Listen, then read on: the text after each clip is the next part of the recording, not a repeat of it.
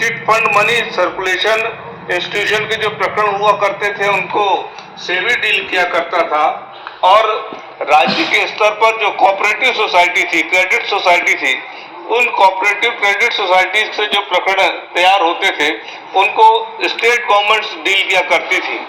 और इन तीनों ही कानूनों में इतने छिद्र थे कि अपराधी आसानी से ही निकल जाया करते थे, गरीबों को पैसा वापस नहीं मिल पाया करता था और अपराधी मौज किया करते थे। इस कानून के आने के बाद से इन तीनों में ही एकरूपता आएगी और यथासंभव अपराधी को घेरा जाएगा। Former Indian cricketer Captain Rahul Dravid, I would like to give the example. Among other notable sports persons had filed a complaint last year that he was cheated of around ₹4 crores by a Ponzi firm. This had become a means in India and certainly there was a need to address the issue with this dedicated bill, sir. उपसभापति जी, मैं इस bill को लाने के लिए अपने वित्त मंत्री महोदया को बधाई देना चाहता हूं, क्योंकि इस बिल के माध्यम से उन्होंने न केवल आम आदमी की आशाओं को बलवती किया है, उनकी आकांक्षाओं को बल दिया है और एक उम्मीद जागी है कि अब उनको भविष्य में न्याय मिलेगा।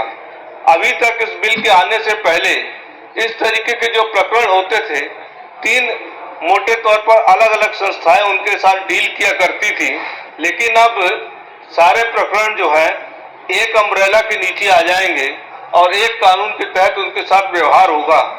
पहले नॉन बैंकिंग फाइनेंशियल इंस्टीट्यूशन के जो प्रकरण हुआ करते थे उसको आरबीआई डील किया करता था। Chit fund money circulation institution के जो प्रकरण हुआ करते थे उनको सेबी डील किया करता था और राज्य के स्तर पर जो कोऑपरेटिव सोसाइटी थी, क्रेडिट सोसाइटी थी, उन कोऑपरेटिव क्रेडिट सोसाइटीज से जो प्रकरण तैयार होते थे उनको स्टेट गवर्नमेंट्स डील किया करती थी।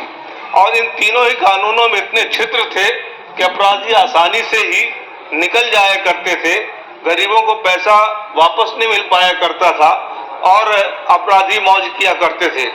इस कानून के आने के बाद से इन तीनों में ही एकरूपता आएगी और यथासंभव अपराधी को घेरा जाएगा। इस बिल में ये भी जो प्रावधान किया गया है कि अपराधी को केवल सजा ही नहीं मिलेगी, उससे जो पैसा इन्वेस्ट किया गया है, गरीबों को लिया गया है, उसकी संपत्ति जब्त करके उसका पैसा वापस दिलाने की व्यवस्था की जाएगी।